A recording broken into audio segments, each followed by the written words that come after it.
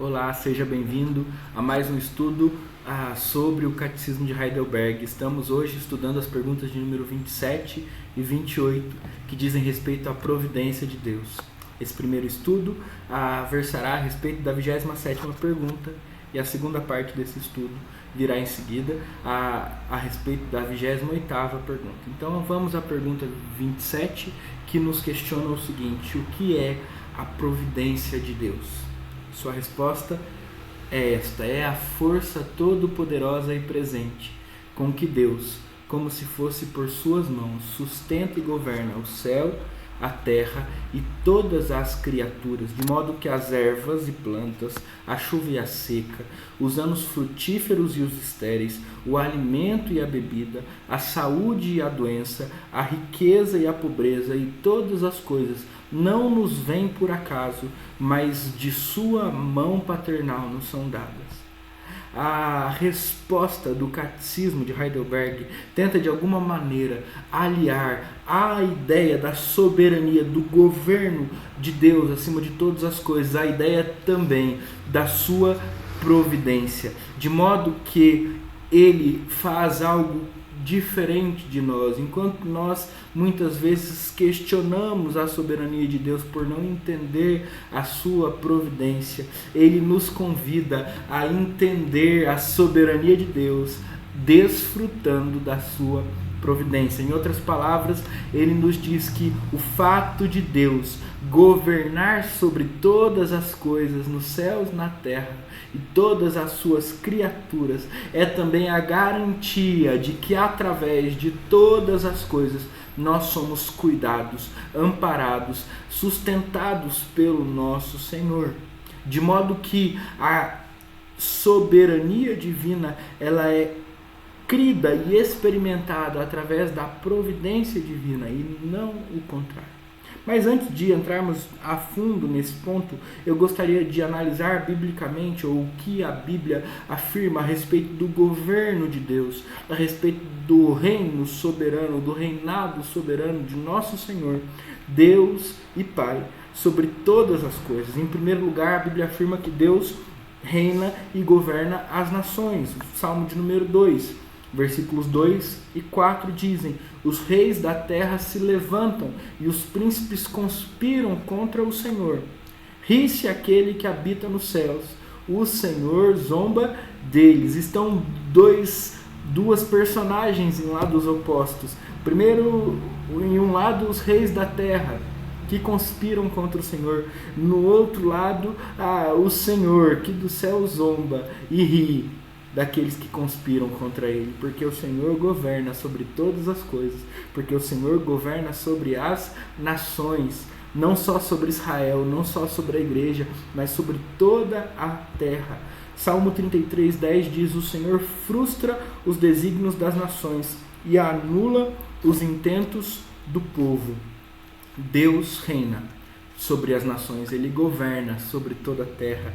Mas em segundo lugar, Deus também reina sobre a natureza, e a natureza obedece às suas ordens. Em primeiro lugar, vemos a Salmo 135:7, que diz que Deus faz subir as nuvens dos confins da terra, faz os relâmpagos para a chuva, faz sair os ventos dos seus reservatórios. E depois o Salmo 147, começo do versículo 7 e todo o versículo 8, que diz: cantai ao Senhor, que cobre de nuvens os céus, prepara a chuva para a terra, faz brotar nos montes a erva. E de acordo com esses salmos e tantos outros textos da Bíblia, nós podemos e somos levados a crer que Deus, o Deus em quem nós cremos, governa sobre toda a natureza, de modo que a chuva, os ventos, o relâmpago, o brotar da erva pertencem a ele, são respostas ao seu poder, são respostas ao seu mandar. Deus governa sobre as nações, mas Deus também governa sobre a natureza. E em terceiro lugar, Deus governa sobre os animais e estes o obedecem. Vemos mais dois textos. Primeiro, Daniel capítulo 6, versículo 22, quando o profeta Daniel está diante de Nabucodonosor e responde responde a ele a respeito do que aconteceu durante toda a noite em que ele esteve na cova cercado por leões. Ele diz: o meu Deus enviou o seu anjo e fechou a boca aos leões para que não me fizessem dano, porque foi achada em mim inocência diante dele. Também contra ti, ó rei, não cometi delito algum. E ainda, 2 Reis, capítulo de número 17, versículo de número 22, a respeito da ordem ou da obediência que a criação, os animais, têm para com Deus. Nós lemos: mandou o Senhor para o meio dele leões, os quais mataram alguns do povo.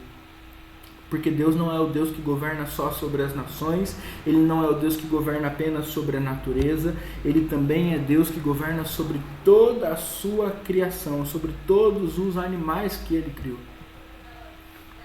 Mas ainda Deus governa sobre Satanás e os espíritos malignos. Quando Paulo vai falar a respeito do seu espírito na carne, ele diz: e para que não me ensoberbecesse com as grandes ou com a grandeza das revelações, foi-me posto um espinho na carne, mensageiro de Satanás, para me esbofetear, a fim de que não me exalte.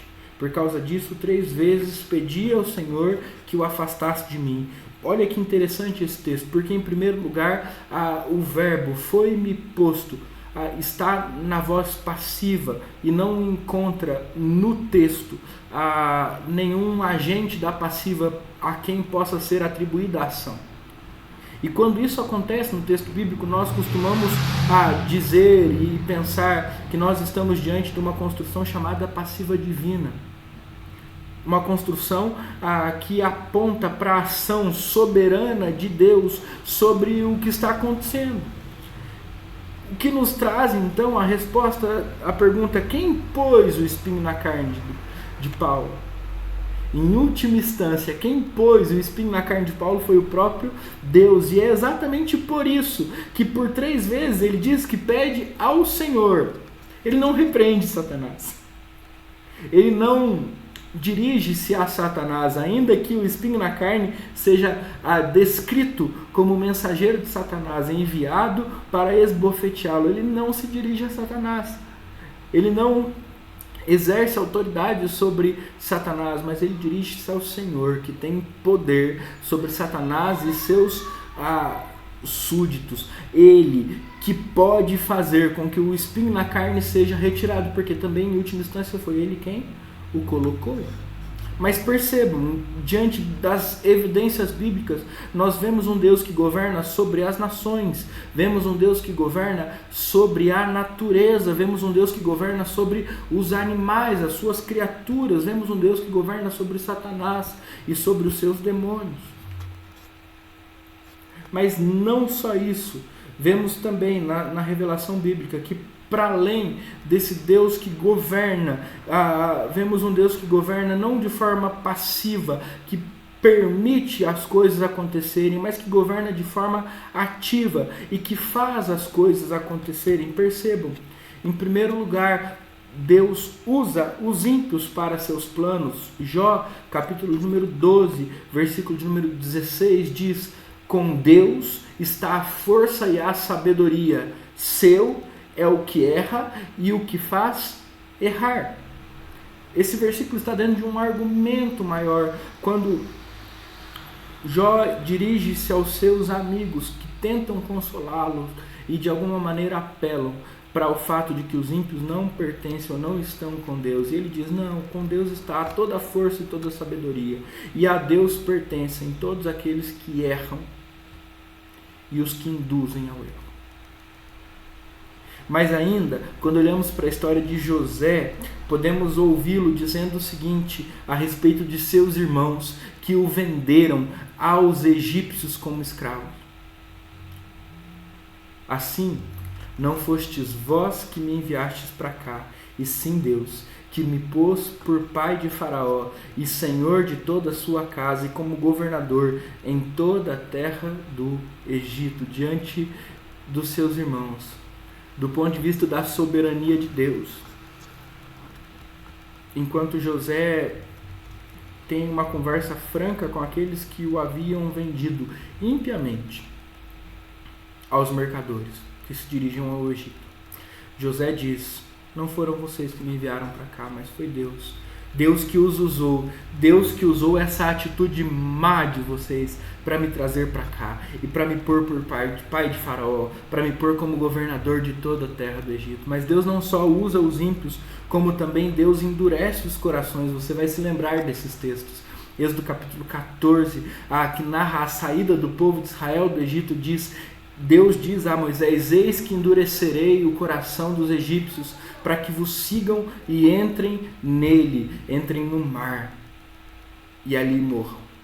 Mas o interessante é: eis que endurecerei o coração dos egípcios. Mas ainda em Josué capítulo número 11, versículo de número 20, porquanto do Senhor vinha o endurecimento do seu coração para saírem à guerra contra Israel.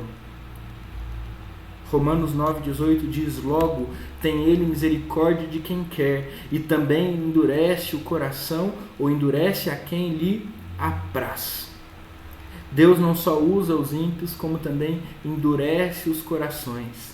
Mas Deus não só usa os ímpios e endurece os corações, como também envia problemas e calamidades. Juízes 9:23, suscitou Deus um espírito de aversão entre Abimeleque e os cidadãos de Siquém.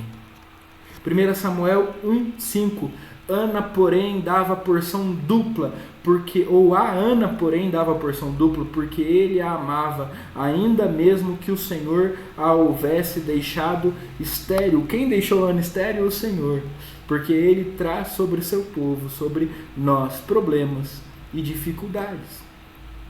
Amós, capítulo número 3, versículo número 6, é uma pergunta muito pertinente, não só ao assunto, mas aos nossos tempos. Sucederá algum mal à cidade sem que o Senhor o tenha feito? A resposta certamente você já sabe.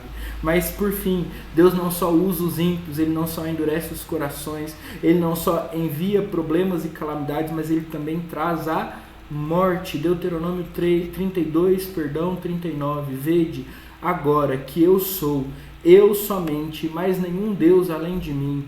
Eu mato e eu faço viver, eu firo e eu saro, e não há quem possa livrar alguém da minha mão. O Senhor é o que tira a vida e a dá, faz descer a sepultura e faz subir. Está escrito em 1 Samuel, versículo número 2, capítulo número 2, versículo número 6. De maneira que nós podemos chegar a esse ponto onde entendemos que Deus não só governa sobre toda a criação, mas Ele governa de maneira ativa. Ele não só permite, como faz todas as coisas acontecerem. Salmo 115, versículo número 3 diz: no céu está o nosso Deus, e tudo faz como lhe agrada. E ainda, Provérbios de número 20, capítulo número 20, versículo 24, os passos do homem são dirigidos pelo Senhor. Como, pois, poderá o homem entender o seu caminho? Por fim, Jeremias 10, 23, eu sei, ó Senhor, que não cabe ao homem determinar o seu caminho, nem ao que caminha dirigir os seus passos. Porque Deus não só governa sobre todas as coisas, mas Ele governa sobre todas as coisas de maneira ativa. Ele faz, Ele usa, Ele endurece, Ele traz o bem e o mal, Ele traz a morte e a vida, Ele fere e cura, Ele faz tudo como lhe agrada dos céus. Nós planejamos, mas a resposta vem da sua boca. Nós buscamos entender o que Ele determina para nós como seu caminho. E portanto, eu gostaria de que nós terminássemos essa primeira parte do nosso estudo refletindo a respeito da soberania de Deus. Mas não só da soberania de Deus, mas da soberania de Deus aliada à sua providência. Porque Deus governa sobre todas as coisas, trazendo sobre todas as coisas o seu cuidado para conosco. Trazendo em todas as coisas a sua vontade para nós, e nós cremos que a vontade de Deus é boa, perfeita e agradável. Que Deus te abençoe. Nós continuamos no próximo vídeo.